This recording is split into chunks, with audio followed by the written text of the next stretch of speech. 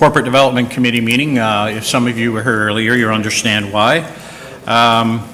We do have a addendum in red under item 4C. We do have a revised agenda. Can we have approval of the agenda? Councillor Coleman, Councillor Pierce. All in favor? Opposed? Carried. Please declare a pecuniary interest at the appropriate time. 4A, Duncan Ross, Colleen Stolp, Brandt Waterways Foundation, request for endorsement of trail improvement and river access initiative. Please come forward if you'd like to speak about it. Thank you so much.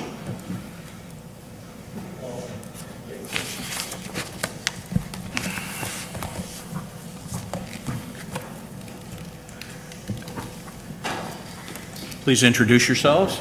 Good evening. I'm Colleen Stolp. I'm Interim Executive Director of Brandt Waterways Foundation. Hi, Duncan Ross. I'm the current president of the Brandt Waterways Foundation. Before we get started, I just think I might say thank you to Council for your 4 years of service as this wraps up tonight, and wish you all the best. I won't keep you long. Mr. Chair, Your Worship, members of Council, we're here to ask for your support in principle of our new initiative for trails improvement and river access, known as TIRA to us. Duncan will speak to this further, but I'd just like to give you some background information.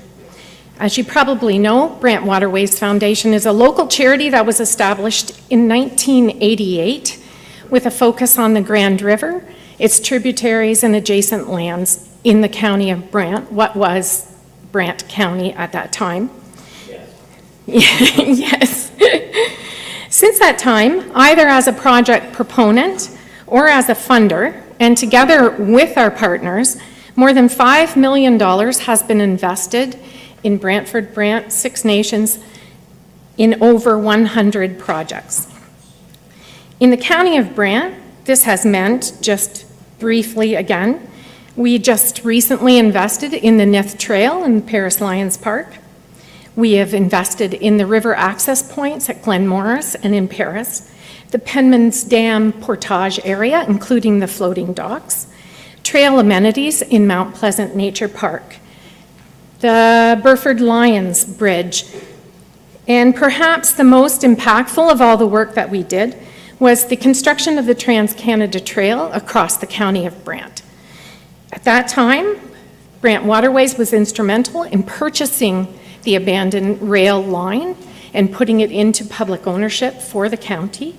We were the project proponent and applied through the recreational infrastructure program to have matching funds. So Waterways put up $500,000 at that time, matched by the federal and provincial governments for $1.5 million that saw the completion of the TH&B rail line across the county. That purchase is probably a key example of the benefit of being fund ready. We knew the recreational infrastructure program was coming through the pipes, and we had the money. And we are now looking forward, and we want to continue to invest in this way, maintain the projects that we have invested in, but also expand, and we wish to be fund ready. So with this in mind, we began a consultation process, and the TIRA project was developed. Thanks, Colleen. So as Colleen mentioned, obviously a long history for the Brandt Waterways Foundation. 30 years we've been involved in an incredible amount of projects that have really made this area an incredible place for recreational opportunities. We have this wonderful rail trail network, multi-use trail network. It runs from Cambridge to Paris, through Brantford into Hamilton, out to Port Dover as well. And so, as many of us know and utilize this quite often, these things don't just happen. There's a lot of organizations behind it that push it, and Brandt Waterways is very proud to have been involved in those projects. What we're looking at now in our 30th anniversary is where we're going into the future. And as we just saw, there's many incredible developments that are happening in this area. Provincially, we have been designated as a places to grow. So there's going to be an incredible amount of pressure put onto our trail systems and the recreational assets that we have. So we need to keep up with funding these items as well, so that when all these people come, obviously we'll have the infrastructure at that point in time. So TIRA, the Trail Improvement and River Access Project, was born. And we're going to be launching this shortly out to the community. We're going to be going to corporations and individuals to fundraise. We have a goal of a $1 million fundraising target over the next probably about a year to raise those funds. And then we'll be looking to our municipal partners as well as other nonprofits in the area to fund projects that are going to take this incredible spine that we have of trails and start adding more opportunities, more recreational assets there for us. So this could be a number of different things. We could be adding some river access locations. We could be putting in some mountain biking trails, additional hiking trails. We could be improving some of the rail trail network's little connection pieces. We've been working with staff at the county, the city, and Six Nations as well to try to identify these projects so that we're ready once we have the money to move forward with those. We're really looking at a big picture vision of what this area could be, and we think it could be just an amazing spot for outdoor enthusiasts to come and live here and buy these houses that are coming this way. So with that being said, that is the Trail Improvement and River Access Project that we're going to be launching, a major fundraising campaign through the Brandt Waterways Foundation. This comes on the back of 30 years of successful projects that we've been involved in, and we look forward to working with yourselves and staff, which is what the motion that you have before you right now is in principle. We are hoping and respectfully requesting your support for staff to work with us to identify these projects. And if I can just add as well, I'd be remiss if I didn't recognize Joe Cahoon, who's a current board member in the audience as well, coming here to support us today. So thanks very much for your time. Thank you. Any questions to the presenters? Councillor Pierce, please. Thank you, Mr. Chair. Through you, if I could, a couple of them. The wish list you have here, is it prioritized in any way, or is it just, you just put them down in random order? The list we've identified through work with staff, so they're not necessarily prioritized, other than what we're looking at is where they are in the capital budget. So if there's certain projects that you'd like to see moved up in the capital, we would be looking at partnering, so we would, whatever the funding formula is, 50-50 or whatever the case might be. That's essentially kind of how the priorities are sitting right now, is where they are in your process as far as approving them. Okay, thank you for that. And if I could just, how do you, there's two of them in here that I see that there's no funding from the county on that. How do you differentiate one is going to get funding from the county and one is not? Because they're two kind of different things, and I'm just curious as to what are you using to determine that? Yeah, as far as I'm concerned, it is a wish list. So we have gone through public consultations. We are sure that the projects that we have identified align provincially, regionally, tourism, and then locally. But probably for the most part, what you see, we as Brandt Waterways will not be the project proponent. We have in the past been project proponents. We are here to just try and drive these projects, but it is up to you as council. And so where they may have been identified, but not within your budget, and staff has not really, been working on these projects, they really do constitute a wish list. And they are projects that align with our mandate. Okay, thank you. Councillor Miller, please. Thank you, Mr. Chair. While you guys are here, did we ever replace Councillor Bouma on?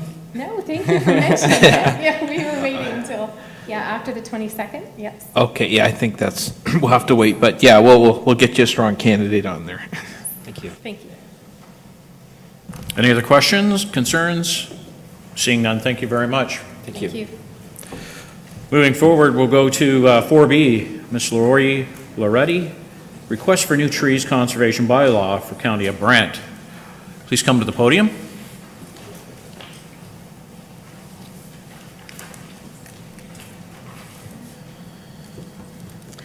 Good evening, Mr. Chair and members of council and everyone else. I haven't done this before, but my name is Lori Loretti, and I'm a homeowner in Paris, Ontario, and very fortunate to live directly on the Grand River. This past August, my husband and I came home from work to see that the new home directly across the river from us had clear-cut every single tree down from the top of the embankment to the river, about 30 feet wide, a total clear cut of all these trees. I see this directly out of my window every day now, just a scar down the embankment. So I immediately called the GRCA and the county to complain. And we mistakenly assumed that all the trees along the Grand River were protected by the GRCA or the county. The GRCA and the county did their due diligence and addressed my concern.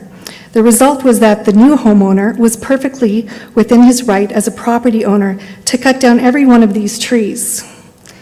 He did not require a permit because his property is under 0.49 of an acre, and that is why I'm here today.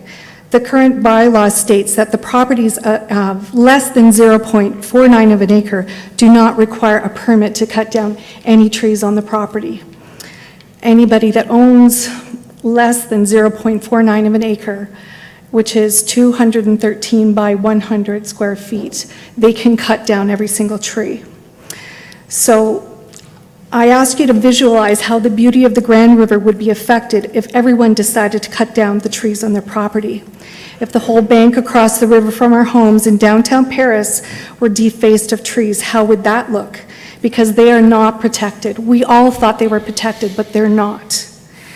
Homeowners can cut down every tree. The beauty of Paris attracts many tourists, kayakers, fishermen each and every year because of the beauty of the trees and of the river. How lucky we are to live in such a place of natural beauty. And I feel very strongly that we must protect the beauty for as long as we can. So without the trees, we would have bank erosion. The silt that flows down smothers all the living things in the river. And we have many birds and mammals that live along the river and nest along the Grand River. And the more trees we cut will result in the loss of these precious and endangered species in our area. So the forest acts as an interface between the atmosphere and the soil and increases the permeability of the soil to rainwater and decreases the runoff into the river. And I'm here just to try and either amend the current bylaw or create a new one to protect all these trees. So I'm hoping that with everyone's help here, the council's help, I can try and create this bylaw or amend the current situation, because any tree that is along the river right now, anybody can cut them down. So I would like to just protect them and stop this from happening. And that's really all I have to say. I just want you to thank you for listening to my request, and have a good evening. Thank you very much. If you'd like to stand for a second. Okay. Is there any questions, please? Councillor Pierce? Thank you, Mr. Chair. Through you. So just so I'm clear here, are you looking to have the bylaw amended so that under half an acre for anybody to cut any tree would need a permit, or are you talking clear cutting here? Well, I've included in the portfolio that I sent to Heather, you may have a copy, I included a permit from another neighboring town, and anything that is under 15 centimeters can be cut down, but anything over requires a permit. And in this particular town, if you get the permit to cut down a tree, you must replace it with another tree somewhere else, you know, just to try to keep the infrastructure of all the trees. So, does that answer your question? Not really. No, sorry. No, because, for example, I had a spruce tree out the front of my place. Beautiful tree, did not want to lose it, but it was going dead at the top. I was afraid that it was going to fall down, which my other one did. So we ended up cutting it down. It was greater than 15 centimeters. So I just want to be clear here. So if somebody has a tree like that on their property, Yes. now they're going to have to pay to get a permit. No, if it's a diseased or dead, or if it's endangering lives, something like that, then you don't have to pay for the permit, but you still have to let the county know that you're taking the tree down. Right, and I appreciate that, and I'm glad you worded that the way you did, because that goes on to my next one, that I can just say that my tree is dead and I need to cut it down. That is going to take county staff to go out and look at that tree to confirm, yes, it is dead, it can come down, right? So I'm not against where you're going here, so I want to get that perfectly clear. But I think we need to, if we do this, we need to make sure that the wording is in a Absolutely. case that, if somebody has an issue with a tree on their own property, a tree, I totally disagree with what was done here, but we need to make sure that somebody is still able to do that. Yes. That's where I'm going. As long as the county is aware of what's going on and you have to come up with your own bylaw, like with all those things in it, I think that you have to have it created and discussed and planned and for all these issues that come up. Thank you. Councillor Godward, please.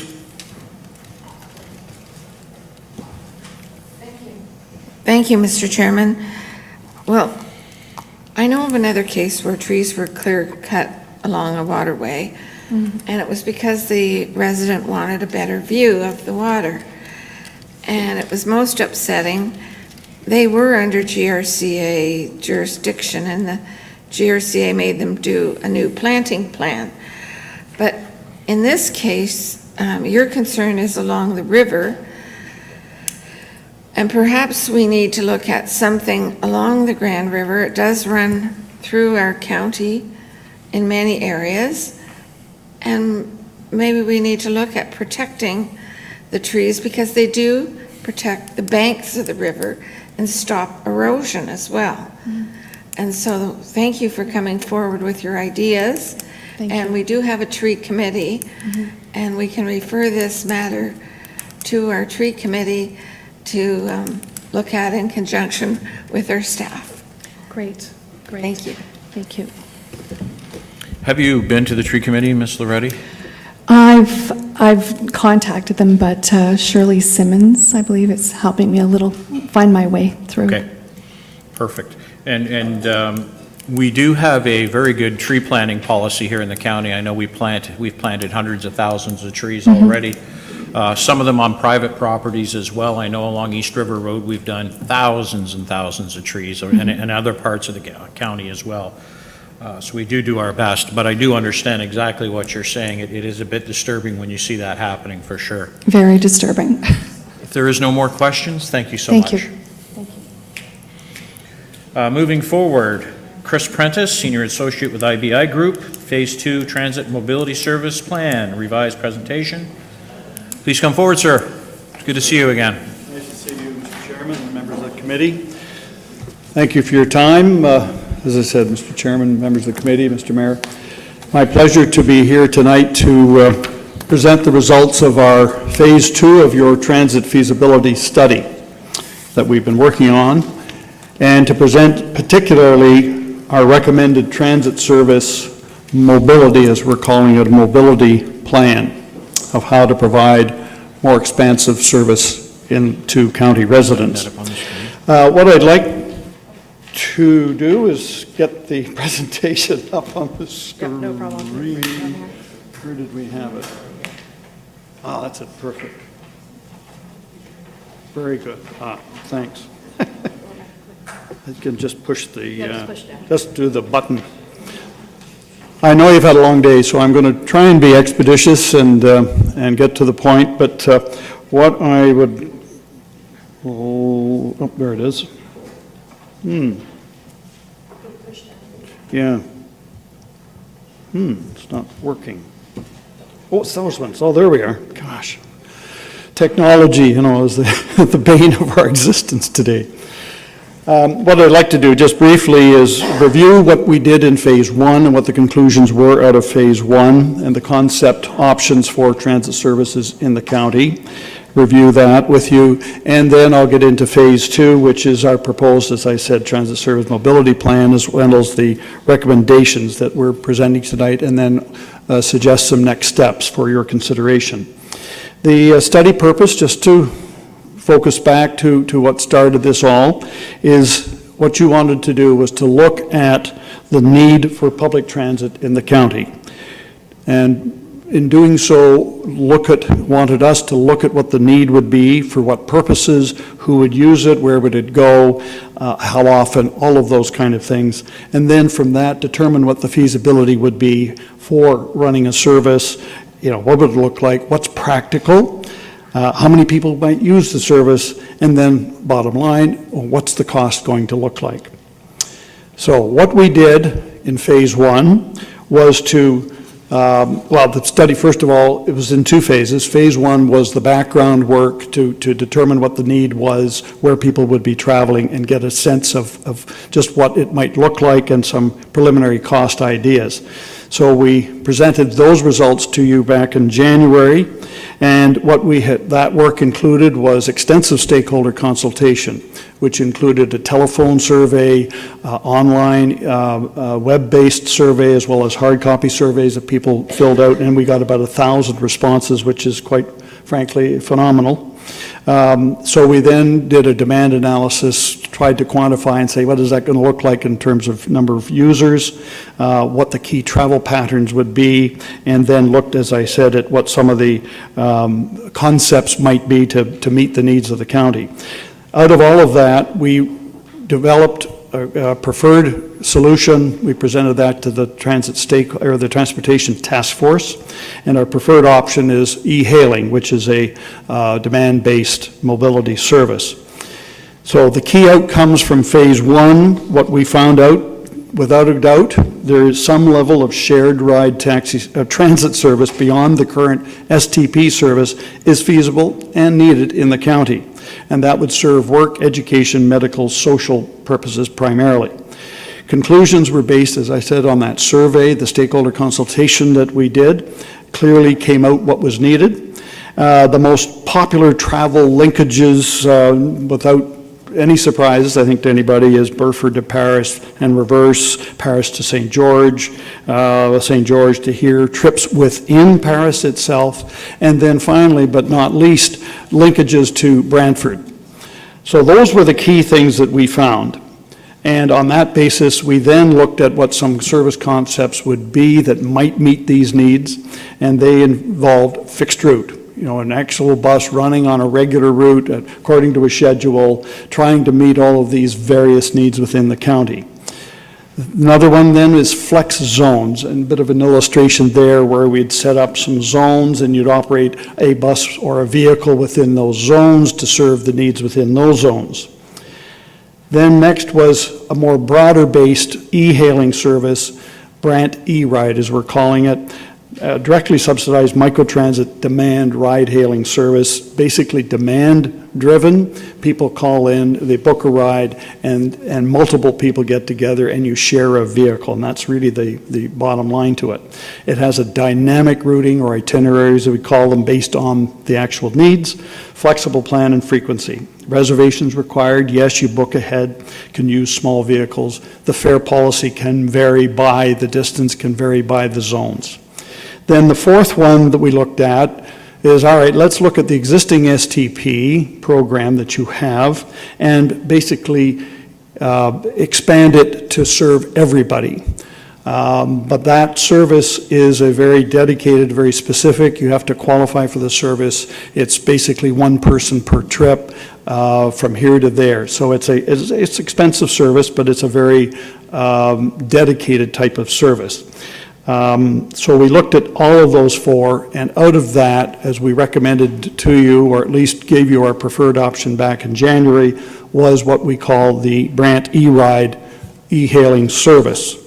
It is demand response, and another word that you could use from days ago is dial-a-bus, where you book a ride ahead of time, a vehicle comes and picks you up, and then goes and picks up some other people, so it's a shared ride service, and that's where the efficiency starts to come in, as opposed to a single ride taxi type service that takes one person to one place individually. We believe it's scalable. In other words, based on demand, you can start small and then build from there. And with the dynamic routing, the actual demand will dictate and show what the real need is. You don't presuppose it. You wait to see for the people to tell you what they need. And from that standpoint, given the size of the county, the low density, and the low overall demand that we found, is that this is the best suited to the county. So what we would do is build on with this service, build on the basic successful elements of STP, which is, again, pre-booked advanced book service, and then making it shared rides so that multiple people take it, and then start to build various trip purposes and service designs from that. Flexible zones, fare policy would be flexible. That would then become your public transit service. The regular taxis that are there today, they would then go and do their own thing and charge their own fares and provide the private service that they're best suited for. Now, I know along the way, the question and the thinking has been that there should be a fixed route, say running from Paris to Brantford or Paris to Burford, those kind of things. So we did consider that. In the end, we come back to believing that the best solution for Brant County, County of Brant, is a demand response service.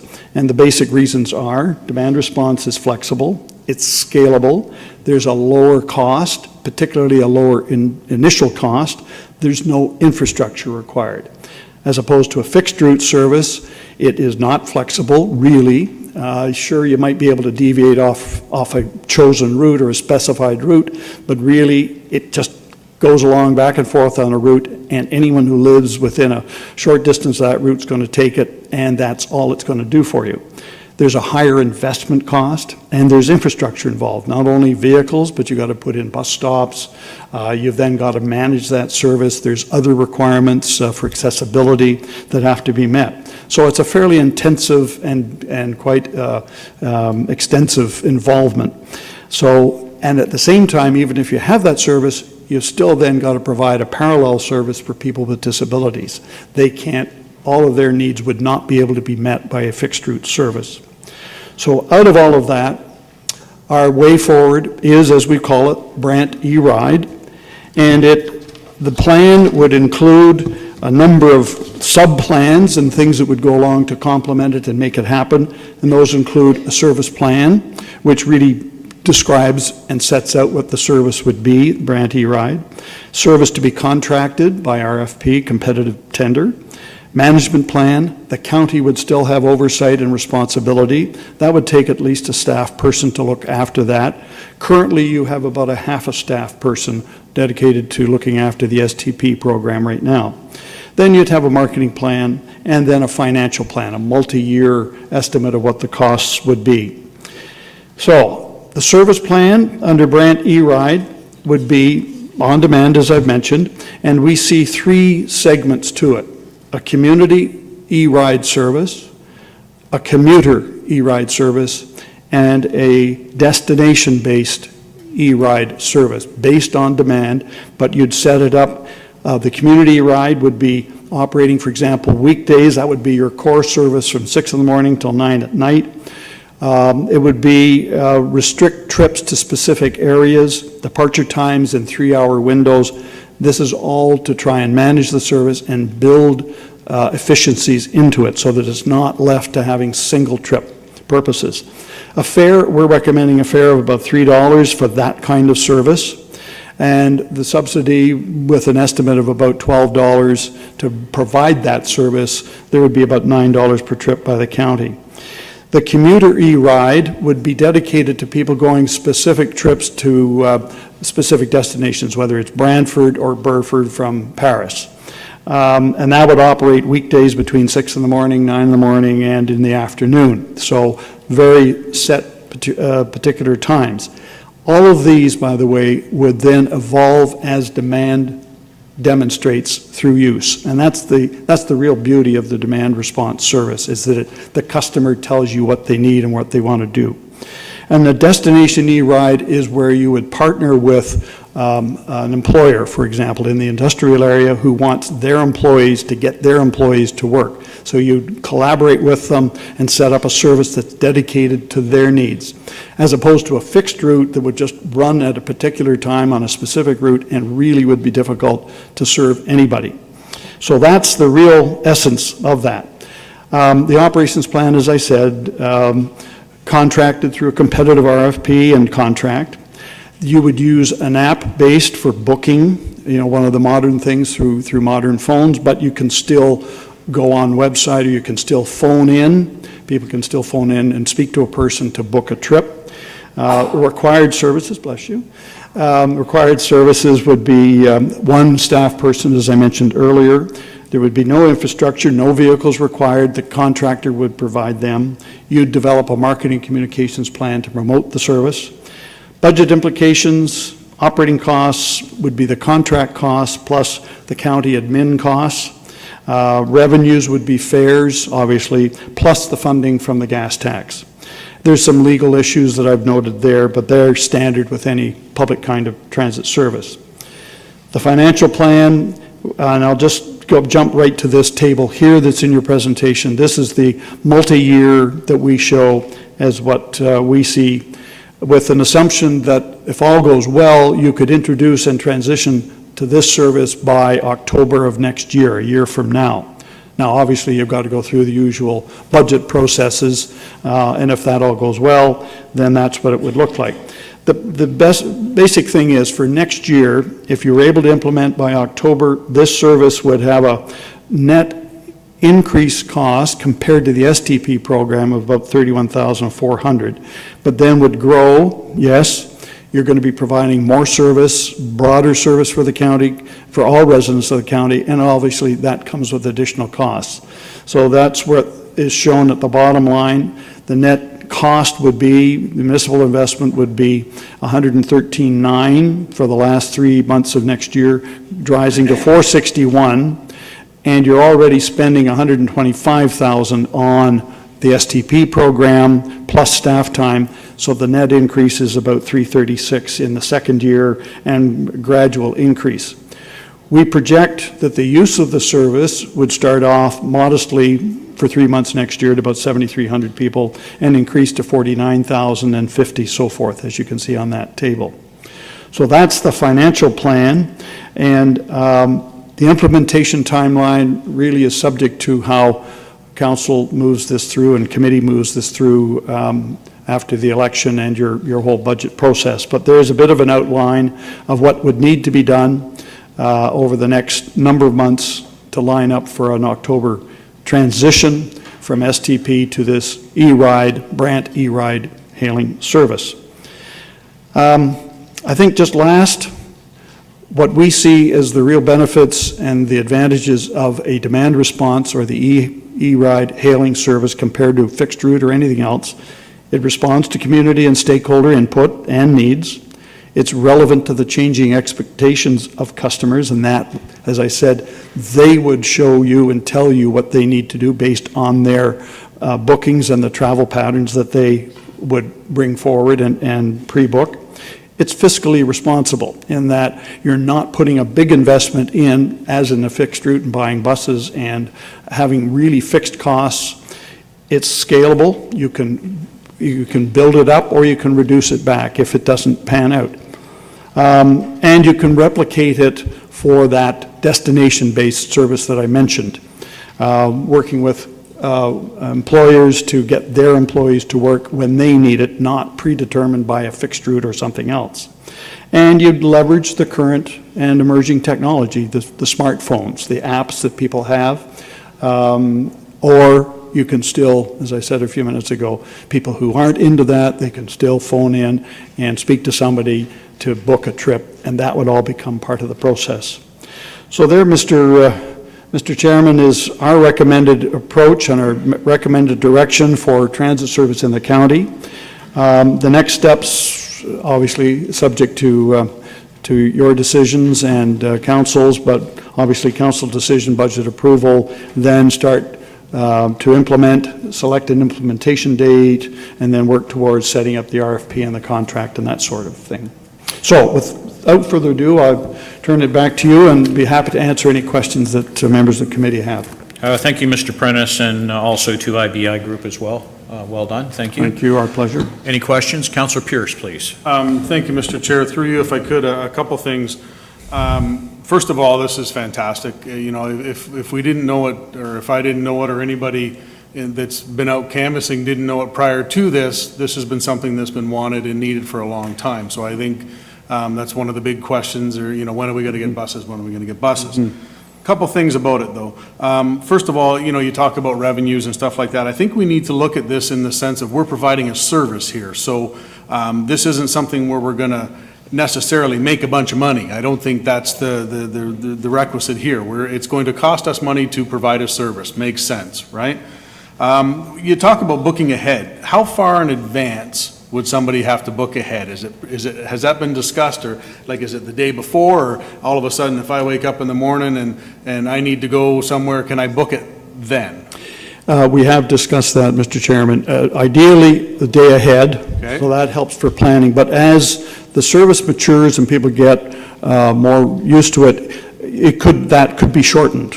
In some places, there is even a 3-hour window that some people can book. So it really depends on getting maturity. But you'd want to start off with the day before so you can get all the trips organized and get the operator, you know, set up. And as I said, though, as it evolves and matures, it can be shortened. Perfect. So is there software out there right now that can be used to, you know, we've got 50 different rides in here, so it's keeping track of those to get ourselves to a point in time where we could potentially do a route? Yeah, Mr. Chairman, yes, there is. Okay, perfect. There's actually several out there. Some of them, I will caution, some of them are expensive, but you don't need to buy the gold-plated version. As a matter of fact, you can start off slow and do it manually and then evolve into an actual electronic app that people can use. So you don't have to jump in right away, but they're out there. Right. Last one, if I could, Mr. Chair. So in your opinion, how long do you think it would take to collect the data to say that, hey, you know what, we can do a route here? You know, did you think of any numbers or anything like that? In our estimation, in looking at the numbers, they were fairly low. We think, though, that you'd need about 3 years, 2 perhaps, to really understand, see what the demand is. Now, if things take off, you'll know sooner. Right. And then you can start to plan. And that's really the beauty of the demand response is the customer, the user will show you what they need. Right. And through managing it, and that's why you need a good staff person dedicated to this who will oversee it, understand what's going on, and then can start to say, by the way, boy, seeing the patterns we're seeing, we do need a route from Paris to Brantford or Paris to Burford, and this is when. So it would take, I think, at least 2 years, if not 3, but if it does really well, sooner. Okay. Thank you very much for this. Appreciate it. Councillor Simons and Councillor Chambers. Thank you, Mr. Chair. Through you to the presenter, thank you so much for this. It's very much overdue. My question is, does this have total accessibility built into it? Indeed, it does. So the taxi service that we provide now will be totally taken off the page, is that correct? Mr. Chairman, just to clarify, the taxi services would carry on and do their own At their own private speed. service. Okay, yes. yes. Do their own thing. Yeah. This service, by legislation and including the human rights, it has to be accessible. So the vehicle and the style of operation would be suited and accept people with disabilities. Now, what may have to happen is there'd have to be a special vehicle, particularly for someone, using a mobility device and that needs some assistance. You may have to set up a separate trip or vehicle just for that type of trip. But generally, the service would be accessible, yes. Because I do know there's several people that I am aware of that have wheelchairs, and they do need a lift to get into the van. Yes. So that would be a special gadget that they would have to That's have. right. With Or as a matter of fact, many vehicles now, as my dad is in a wheelchair and he uses the service in Toronto, there are ramps that come out now. So it's no longer that awkward lift. Okay, yeah. So there are now vehicles that actually have low floors and you can have a ramp come out and the person do. goes in very easily. They So do. there are those kind of vehicles. And that's why I'm saying in the grand scheme of things, when you get into it, it may be that the county might have to supplement and purchase a dedicated type of vehicle for that purpose if the contractor can't supply it. And that's very common because it's a very specialty vehicle. But bottom line is, yes, the service has to be accessible. Okay, thank you. Okay. Councillor Chambers. Thank you, Mr. Chairman. I'm just curious, through you to the presenter, have you looked at what the town of Innisfall has done, and if you have, maybe you could just share some comments about that. It seems kind of apparently they're winning awards by partnering with Uber. Yes, as a matter of fact, that's somewhat what we're talking about here, using the modern app, because Uber, of course, is just an app. It's not a service provider, so you utilize their app to book a trip and to pay for the service. What Innisfil and what we're doing here is a bit of copycat of Innisfil, in that you would set up particular trips, particular zones. Innisfil is somewhat restrictive in what they've done, in that they're only subsidizing, or supporting, I should say, financially supporting trips to certain destinations with Innisfil. But basically what they're doing is what we're talking about. So very similar. Using an app, having trips people book and could pay and all that kind of thing the same way. The difference may be in that Uber has people that are conscripted to drive, like they can be on the app as drivers as well. Is there anything about that? Mr. Chairman, yes, very good point. I'm glad you mentioned that. Yeah, with Uber, it depends on people who want to be Uber drivers, whether it's you or me or whomever. With this service, what we're doing here is we're going to contract the whole operation of the service to a service provider who will provide those people and those vehicles. Because one of the problems that has faced Innisfil thus far is the challenge of getting people to be Uber drivers. That's right. So that's sort of self-limiting. Here, what we're saying is we want somebody to come to us, come to you, with the whole kit and caboodle. And apparently, I'll conclude by saying, apparently my understanding is that the Uber drivers there's a cost savings if you can get the drivers, as opposed to having a service provide the drivers, and that's what kind of they're looking at. Yes, to a degree. What that's contrasted with is if they had set up a dedicated transit service with routes, fixed routes. And that's where I was saying earlier, where you get into a higher investment cost, a higher initial cost, and fixed costs. So with the demand response, you scale it and you pay as you go, basically. Councilor Gatward, then Councilor Miller, please. Thank you, Mr. Chairman. Through you to Mr. Prentice. On page Should be 12 in the bottom right corner. on page 12? Yes. Under budget implications and, sorry, page 13, the fares. I just need some clarification. The fare is $1 for the commuter e-ride? Yes. And $3 for the community e-ride? Right. And there was another fare that was listed, I thought, somewhere else. But I'm wondering why the dollar fare, like that seems... Low? Yeah. Yeah, it's very, I mean, the city bus fare is over $3, for instance. What our view is really trying to prime the pump, but also offering that lower fare to bring together groups of people so that you have a more efficient service for those commuter trips, and as opposed to going higher, because we think if you get a multiple group of people, 3 or 4 in a vehicle as opposed to just one, you're going to get roughly the same revenue that you might if it's only one and charge a higher fare. So it's really to try and encourage the service. In the end, you could decide that you want to make it the same as the other so that it's a common cost. But this was really more of a marketing idea, was to encourage the commuter type of service, get people to go in groups to various points. And plus it's restricted in times, it's not available all day long. So with the lesser service, it's focused on very specific times. So we didn't want to overcharge, if you will. So that's our proposal. I mean, certainly that can be changed if you want to make it all $3. But in the end, we were trying to encourage commuter. Okay, and thank you for answering that. The provincial gas tax, you've got down $91,000 a year. That's new funding that you're predicting we would receive? No, Mr. Chairman, that's what you're getting now.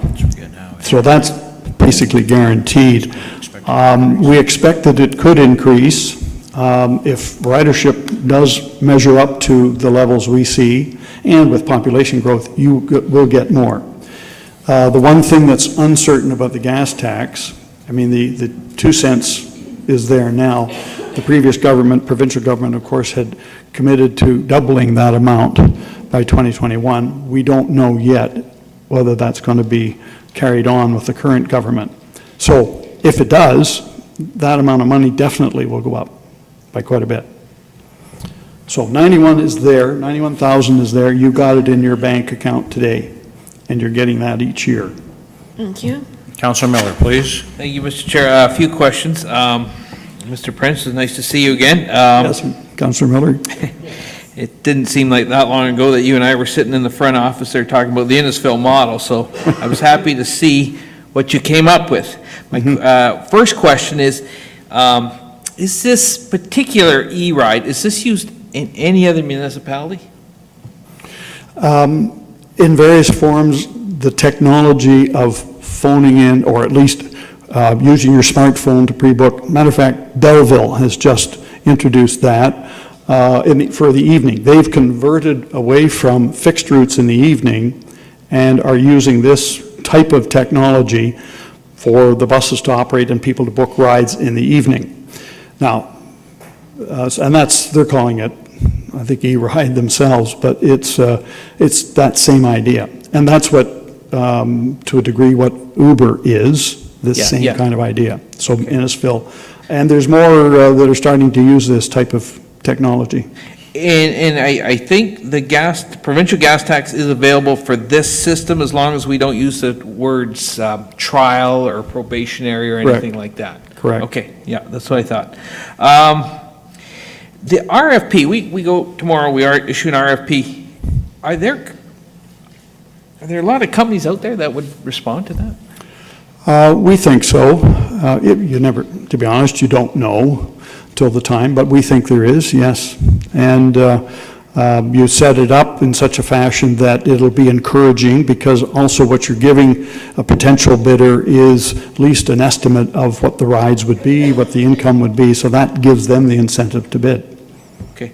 And just explain to me about the accessibility component of it. So every vehicle has to be accessible, or a next certain percentage? No, only for somebody who needs an accessible service, you have to be able to respond to their need. Yes. So they would identify their need, and you then send a vehicle that would pick them up that's accessible, okay? Not every vehicle has to be. Okay. I get, yeah, okay. Like, I think with the taxis, a certain percentage has to, That's right. we've already said that in our bylaws. And if I may, Mr. Chairman, just that if you had a fixed route where you had buses running, those vehicles have to be. That has to be accessible, yes. Okay, so can you just explain to me then, how does this work in conjunction with the STP? Or does this incorporate the STP into it? Or does the STP run alongside it does it go with the new, whoever is the successful RFP bidder? Or do we keep it with the current taxi companies, or is that something that we decide? How do you envision that? It would replace STP. So one day, September 29th, that's the last day for STP. September 30th, it becomes this new service. The people that are served by STP now would be served by this new service. The taxis, the taxi operators could be one of the bidders for this e-ride service, or some others, but they would carry on their own. And as I said, they would become regular taxi operators and do their own thing. Okay, and I think that fits in with what you said in your first report, that the STP program is not sustainable in the long run because of its model. So. Correct, yeah, because it's particularly a very single trip, costly, you need to get into shared ride, you need to get more people using the service, getting on a vehicle. You can't have this single trip, otherwise it's just too costly. Okay, Chris, thank you for the answers, thank you for the report, and thank Welcome. you for being here tonight. I Thank you, appreciate it. Councillor Miller. Thank you, Mr. Chairman. Thank you, Mr. Chair. Just something I just thought of through you to the presenter here. How does insurance work on this? Like if we hire, like we put an RFP out there and we get somebody that steps up, they've got a business, they're going to do this. Heaven forbid anything ever happens, but where does the county liability sit in all this? How does that work? It'd probably be best if your people answered, but I can tell you, certainly the contractor, as part of the contract requirements, would have to carry liability insurance, and that would cover everything.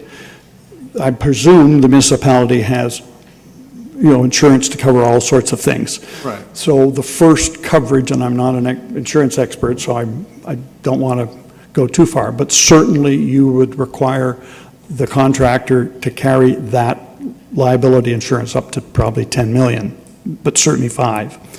And any claims go against them, and then if anything else happens, I think the county probably has insurance that would cover anything. In this day and age, of course. I just wanted to confirm that. Thank you. Yeah. Any other questions for the presenter?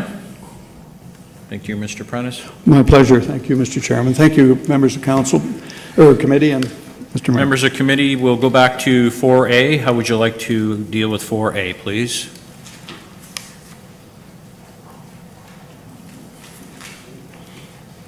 Move to receive for information. Thank you, Councillor. Councillor Coleman. Questions or concerns? All in favor? Opposed? Carried. 4B, request for new tree conservation bylaw for County of Brandt. Councillor Simons, please. Councillor Miller. Yeah, can I make a new motion? Councilor Simons?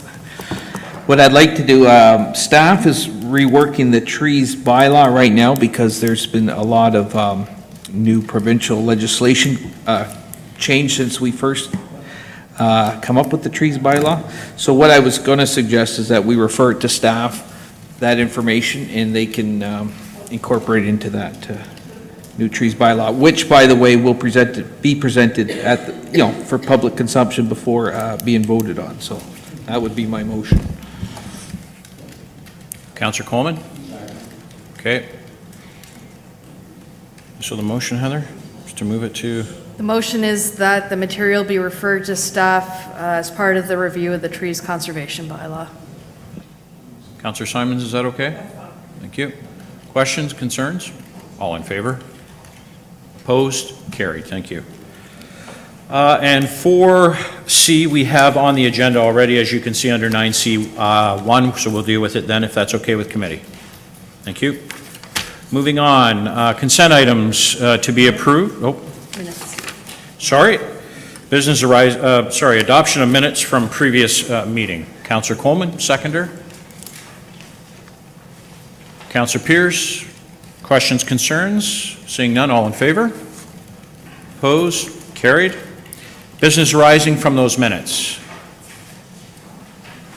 Seeing none, we'll move forward.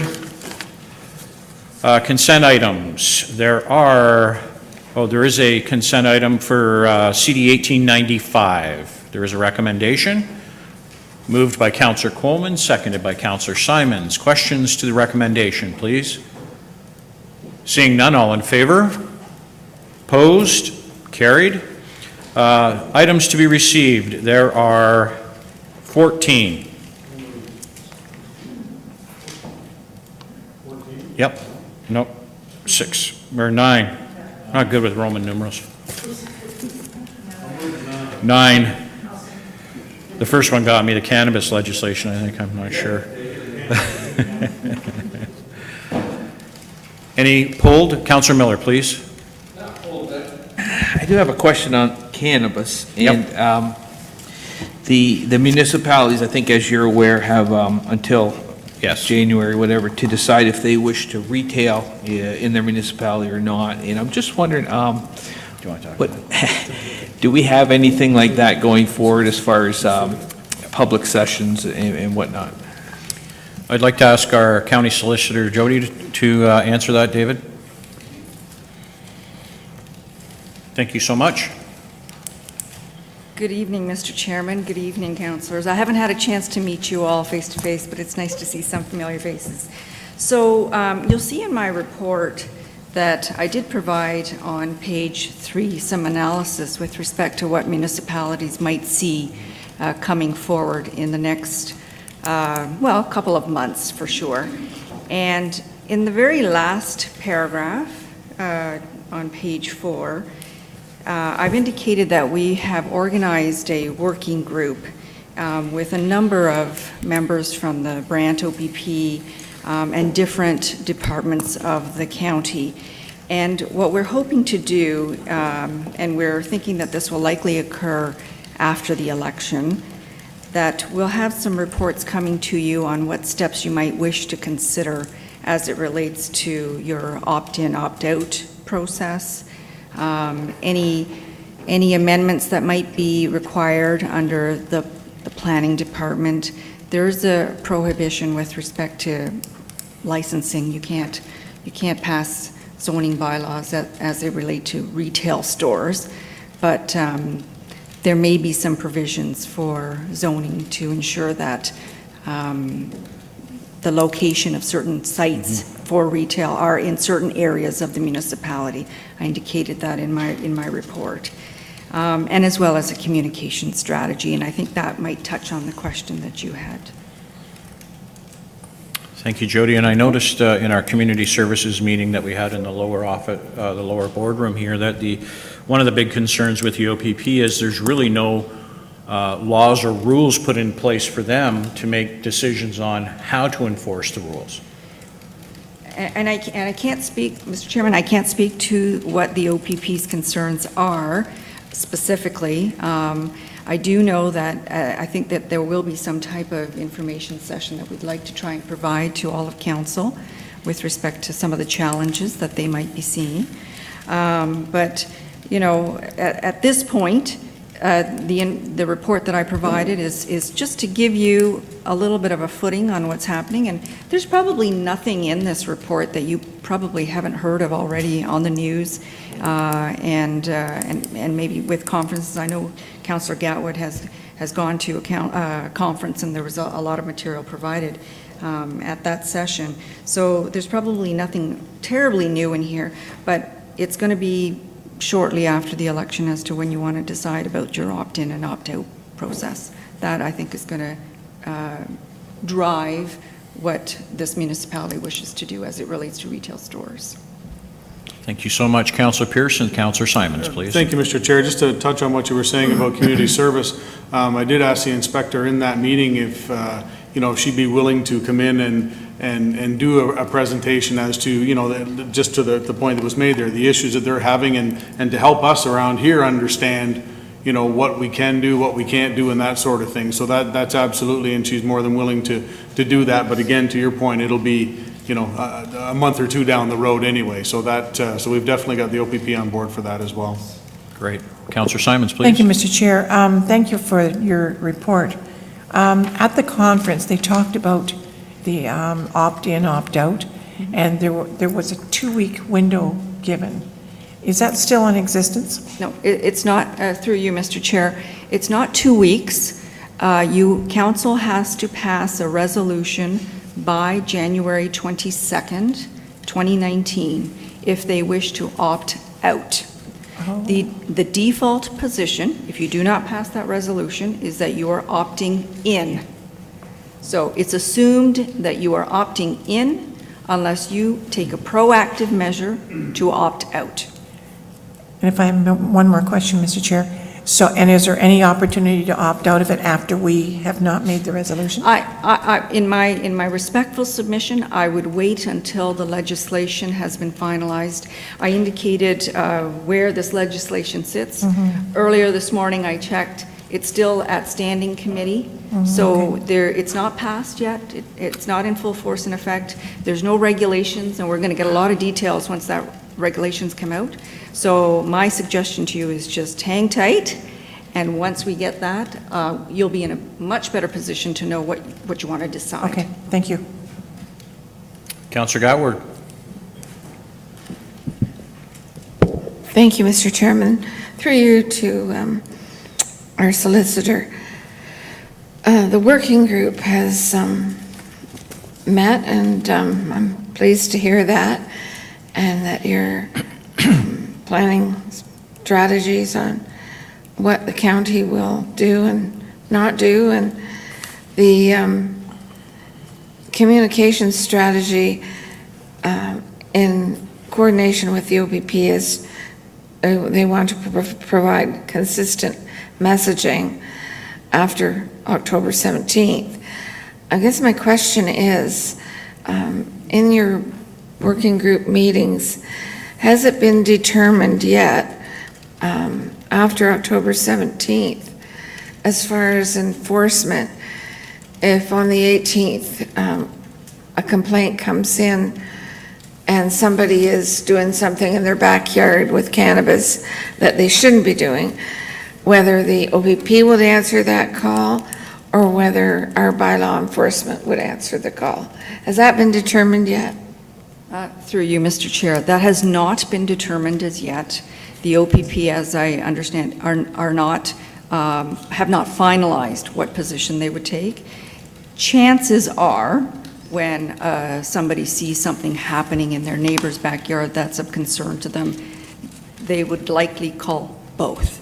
I suspect that not only will the police be called, but also the county will similarly be called. And at that point, we can determine, is there a county bylaw infraction in this process? Right now, maybe not. So we'll have to make those determinations as to what's the best recourse to address those concerns, but also in keeping in mind the resources that are going to be needed. And that's why in my report I do touch on that's going to be an issue for this council in the future. Right. Well, it's made it very difficult for everyone with the legislation changing at the last minute, and certainly October 17th being a week away, I thank the staff and everyone involved for all the work they've been doing on this, so thank you. Any other questions in regards to any of the items to be received? Councillor Coleman, please. Thank you, Mr. Chair. Take note, Senate B3, dealt with water supply and testing. We asked that to be done, our report back here, and I hope everybody read it and gets it straight. What we do on testing at the sea and play site. And look at the last paragraph and the last line. Essentially, the water is tested 21 more times than required by regulation and a detection limit 5 times lower than required by regulation. I think that should answer all the questions. Thank you. Yes, and you're correct, Councillor. That is a very good point. I know there was a lot of concern in the community about that, and it's been answered. Thank you for bringing that up. Not just the community, some of the councilors. Any other items to discuss? Seeing none, all in favor? Opposed? Carried. Thank you. Committee reports, seeing none. Staff reports, corporate services, general manager's update, please. Ms. Hewitt.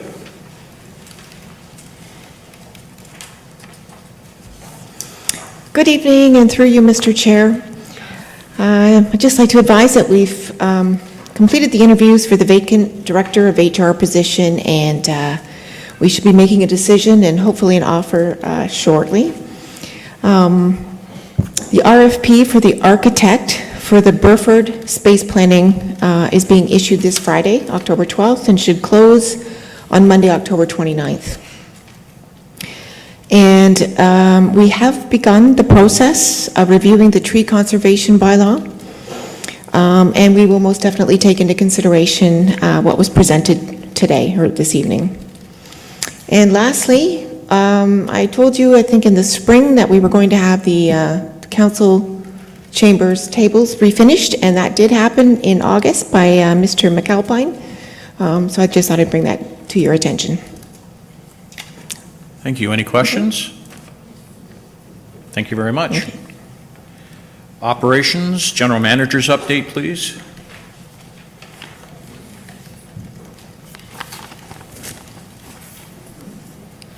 Good evening, everyone. Got quite a list of things. We're very busy in operations. So our negotiations for those 2 contracts for the airport water supply with the 2 contractors has been a lot of good work back and forth, but it takes time to negotiate these changes in the scope, and we're really hoping in the next 2 or 3 weeks we'll have 2 contracts signed for that, so making very good progress. Our paving projects, which were let out late this year, are progressing. With decent weather, though, we should have them completed by the end of this construction season. Paris Transfer Station upgrades are going well. Penman's Pass slope stabilization, the actual wall is built, it looks good. We got to do some restoration, get some fill out of there, but successful project. Alexander Street in Burford might be a few little deficiencies, but the sod is placed. I think it looks really good. And then the big project with a little bit of controversy with the public on the signing a power line in Rest Acres Road. After some of the initial concerns, we did go out there and put some more, put barrels back up, some additional signing. I think it's a lot better than it was. Never going to be perfect till it's done, but we are trying to remind people that it is a construction zone. There will be a hydro outage, I believe, on Sunday to accommodate some work, and then another one about 10 days after that. Once the hydro work's done there, our contractor will be coming back to do the rest of the actual civil works, and that roundabout will be open in this construction season. We're progressing very well with our Director of Infrastructure recruiting, and I hope an announcement will be made very shortly. And we're also very well along in the Operations Department org review, and I'm hoping that some things will come forward in the budget process associated with that. And that's all I have. Thank you. Any questions? Councillor Chambers and Councillor Gatward, please. With regard to the Alexander Street reconstruction, there's been several concerns brought to me about the apparent narrowness with the new curbs, et cetera, with parking on both sides, particularly when the buses are heading to the elementary school. They can't get by, and there's apparently a lot of concern about the flow of traffic that essentially comes to a standstill when a bus is coming down the road. I'm wondering if staff can have a look at that in terms of the parking and the standing vehicles and the buses, center line, et cetera, to perhaps address and alleviate some of the concerns that have been expressed. And maybe you have some comments about that. I don't have any comments initially on that. Certainly the width of street we're dealing with there is fixed. There was no ability for that street to be any wider than what it is. So I'm not sure where the parking and where these concerns are, so I'll have to look into that a little before I comment on it. Councillor Gatward.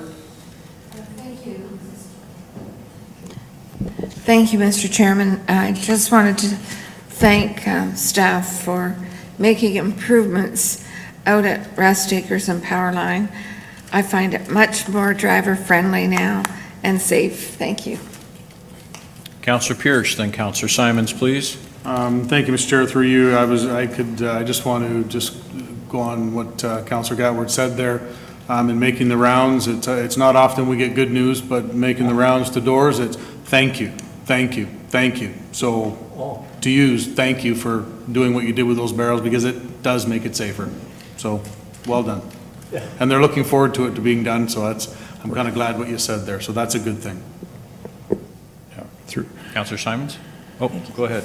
I just wanted to comment on that. There was some concerns probably midsummer with the work between 3 hydro operations there, so it makes it more difficult that construction couldn't possibly would not be done this year, and staff went way out of their way to hold extra meetings and push, saying, this is a safety issue here, we have to have that thing done, there's no reasonable option to that, and thank goodness the schedules have meshed, and we're really projecting that to happen.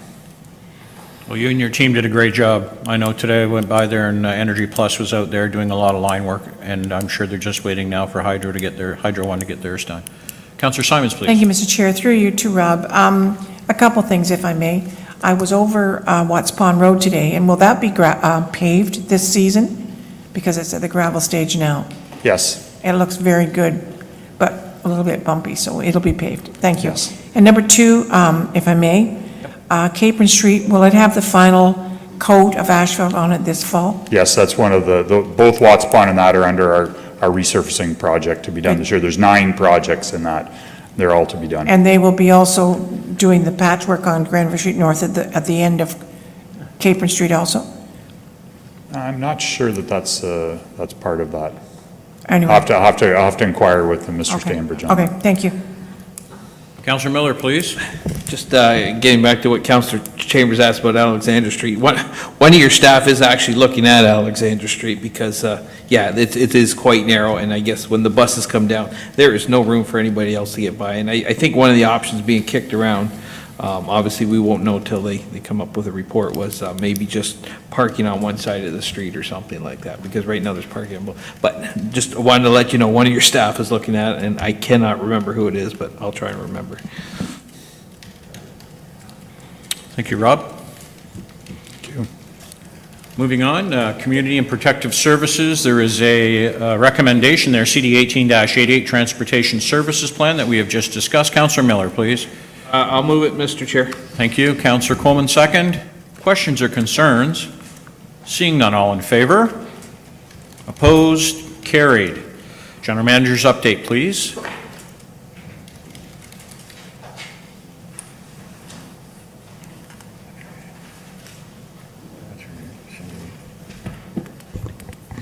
Good evening. I have a few things to update the committee on this evening. The construction tender for the OPP detachment is out and closes on October the 23rd.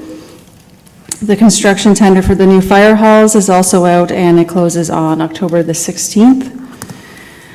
Our Community Relations Division is expecting a busy fall-winter programming season with a 16% increase in participation rates over 2017. The draft terms of reference for the REC advisory committees has been circulated. Feedback is being solicited from each and will be reported to Community Services Committee next month. We have some recruitment underway in the department. The recruitment for the recreation supervisor vacancy is underway, and we'll also be recruiting shortly for a duty manager in the paramedic service. And it is also Fire Prevention Week. We have activities underway and events at the Scotland Fire Station, St. George, and Paris Fire Stations. Thank you. Any questions for Ms. Stevenson? Councillor Simons, please. Thank you, Mr. Chair. The cemetery manager, I think that's a term for him. Is he going to be replaced, or what's happening? Through you, Mr. Chair, as Rob Walton mentioned in his update, we have done an operations review and are reviewing those recommendations currently, and as part of that, we are determining how we will fill that position on an ongoing basis. Okay, thank you. Councillor Pierce. Thank you. Through you, can you confirm for me the RFPs for the fire hall, were they, or was it put out to build all 3, or are they separate? Through you, Mr. Chair, the tender was for all 3. All 3 is one, okay, Yeah. thank you. Councillor Gatward, please. Thank you. Through you, Mr. Chair, to the general manager, the recommendation regarding the recreation advisory committees, you said it would be coming to the next meeting in I guess that would be November. And when is the last date for comments to be received by your department on that matter? Through you, Mr. Chair, the report will go back to Community Services Committee.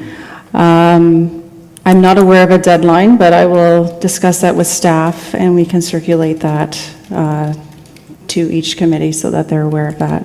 Okay, thank you. No other questions? Thank you, Ms. Stevenson. Appreciate it. Moving forward to Development Services, there is a recommendation there. Seconder, Councillor Coleman. Questions, concerns? All in favor? Opposed? Carried. Thank you, Councillor Wheat. We are at, right here, another motion, CD 1897, 47 Walnut Street. There is recommendation. Mayor Eddy and Councillor Coleman. Any questions, concerns? Councillor Simons, please. Thank you, Mr. Chair. Will this project be completed this fall? I'm hoping it is. Well, I think we were informed at one time that it would be, but I didn't know where we are because it is getting late.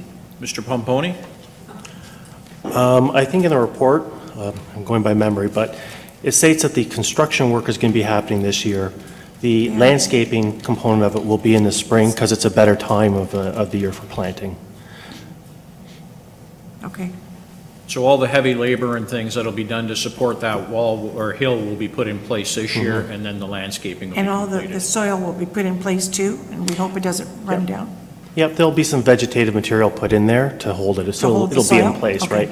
right? When you start looking at I guess the more substantive work, the tree planting, shrub planting, things like that, they'll also be there for slope stability, but the timing, because they're a different type of species of plant, they gotta be planted in the spring, so. Okay.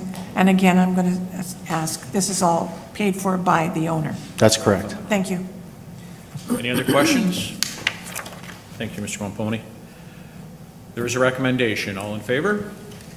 Opposed? Carried. Thank you. General Manager's update. Mr. Pomponi, please. A few things I'd like to update. Alex Voinescu has started with the Development Engineering Division. He started on Tuesday. He filled a vacancy that was for a position that was vacated, I believe, in March or April, around that time. And he comes from the Operations Division, if anybody hasn't already met him. I also like to touch on some building stats that have come out. And just to give an update as to how significant the work, the activity's been in the county. But basically, the year-to-date values for building permits is triple what it was the previous year. The residential year-to-date is about 3 times what it was last year. And as well as our revenue is about triple what it was last year. So we've already exceeded our budget projections for revenue for this year by, I'm going to say, about $600,000 or $700,000, and we're continuing on with that pace. As part of that, I'd just like to let you know that Lozani has a townhouse block, which is at Vic Chambers and Rest Acres Road. There's one on the south side, one on the north side. South side's getting pretty close to issuance of building. We're going to be reviewing the permits this week. Probably within 2 to 3 weeks, a permit will be issued on that. So construction will probably happen within a month, I expect. So you'll be seeing those developments, those construction happening as well. And also, recruiting update, the zoning technician, which was a position approved by council, as well as a GIS tech, which is a position that was vacated. Both those positions closed, and we're heading into interviewing fairly soon on those. And that's all I have, Mr. Chair. Thank you. Any questions or comments? Councillor Coleman, please. Thank you, Mr. Chair.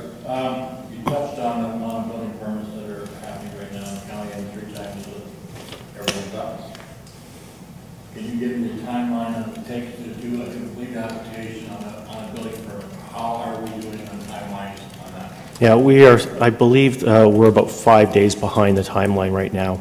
At the beginning of the summer, we were somewhere around a few weeks behind. We were quite behind. With the filling out of staff for some of the positions that were approved by council, includes a plans examiner dedicated for residential. We are actually picking up speed and and getting closer to our legislative requirements. Further to that, Chair. Yes, sir. If the applicant comes in with a complete application that doesn't have to be sent back 10 times, how many times, how fast can it go through approximately? Question is always being asked. Sure.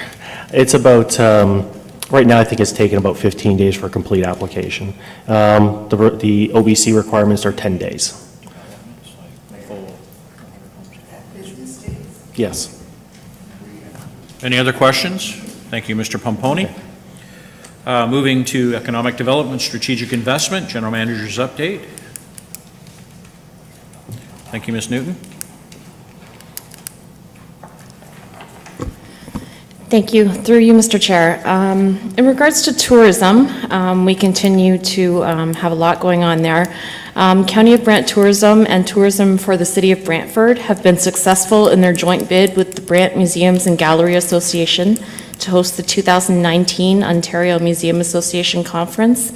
This will happen in October of 2019. I believe there was a council briefing note that went about that.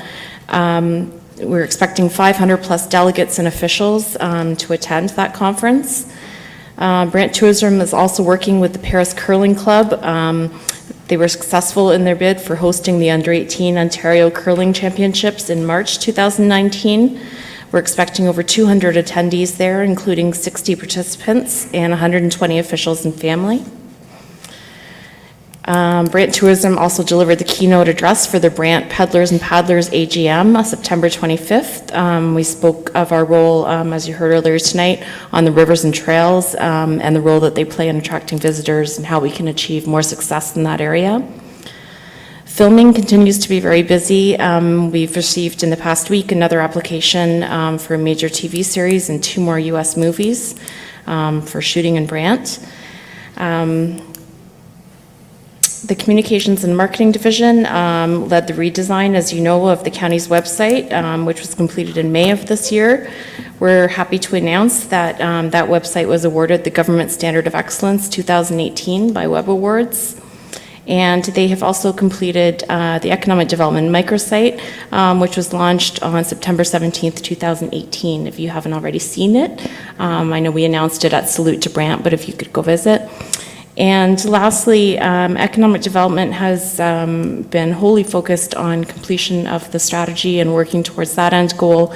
But I would like to extend a sincere thank you for all of the support we got for Salute to Brant. We've received a lot of great feedback on the event, and if you have any, please share it with us, good or bad. But again, we would like to extend our thanks for all the support we received from all of the council members.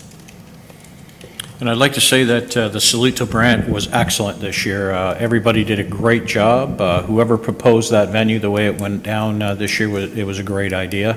I think the mingling and the being able to speak to people on a full-time basis there was a great thing. The hors d'oeuvres were excellent. I know I ate quite a few of them myself. But just the networking and meeting people and the setup itself was next to none. I mean, I had a lot of people coming up to me afterwards and saying we should do it like this from now on. It was great. Councillor Miller. Yeah, just through you, Alice, I was going to say what you said as far as the networking goes. It was good because you heard from the different businesses out there, you know, what they liked. But we also heard a lot about what they didn't like, you know, and some of that stuff, you know, hopefully will get addressed as time moves on. And further to what you said, Mr. Chair, that the food was excellent. So, yeah, well done all around. Thank you. And Mayor Eddie, you're right. The awards were heavy. Those steel awards were heavy. But nice to see the turnout we had. I think there was over 275 people at the venue. Pretty close. That's right. We were at capacity. Really good. Any other comments or questions? Councillor Gatward, please. Thank you, Mr. Chairman. Through you to General Manager.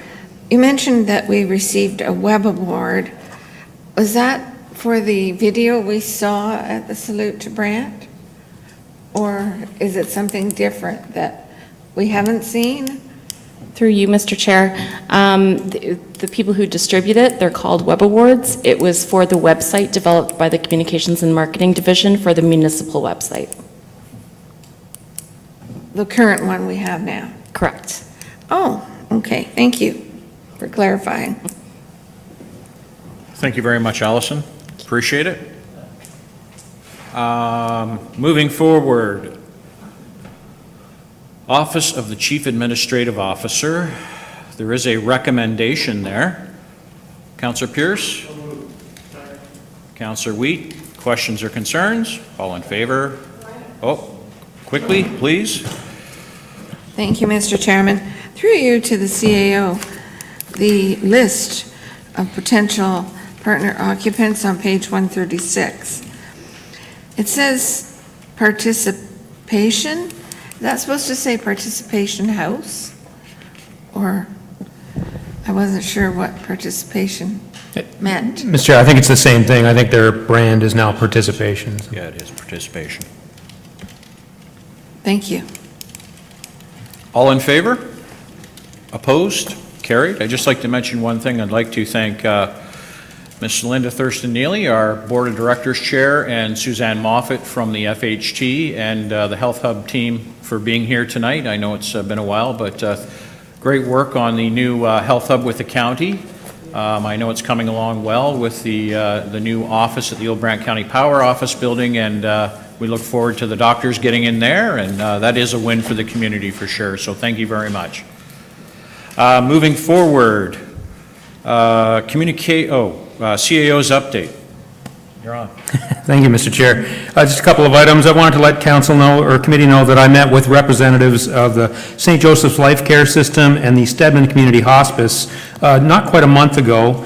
Just more of an introductory session. They have a new CEO, and of course I met with Olga, the CEO of their foundation. We talked about the funding background that the county and the city had participated with St. Joseph Life Care, as well as the grant that was provided to the hospice last year. So they will be coming forward through the 2018 budget. We had a good, I think, introductory meeting. Earlier today, Rob Walden, Brooke Hayward, and myself met with the consultant that's been doing the condition assessment on the Penmans Dam. They have a draft report. We had a good review of it. I think the results are interesting. We asked them to make some further analysis, and we will bring a report here.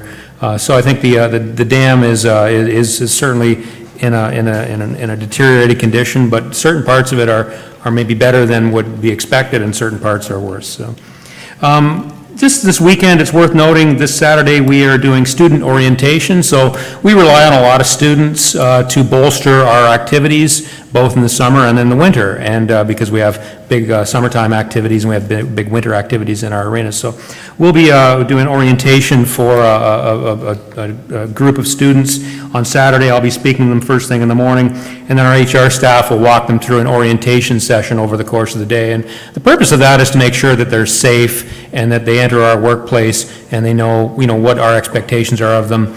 And we want to make sure that they have a good, safe, and enjoyable experience here. So it's just something that we do, and it's worth reminding that we do rely on students. Most of them are local students, and they provide a lot of service to our organization. The next advanced poll is this Saturday. It's at a number of locations. The first advanced poll went quite well, and I believe the clerk's office is well prepared for the upcoming municipal election, and we're optimistic that it's going to go off flawlessly. So that's what. Thank you, Mr. Chair. It wasn't that late, Mr. Chair. So. That's my update, Mr. Chair. Happy to answer any questions. Any questions for Mr. Bradley? None? No communications, no matters referred by council, other business, there is none. CAO's update. Got that? Already done. I'll move we go in camera. Motion to go in camera, Councilor Miller, Councilor Coleman, all in favor, 1 minute.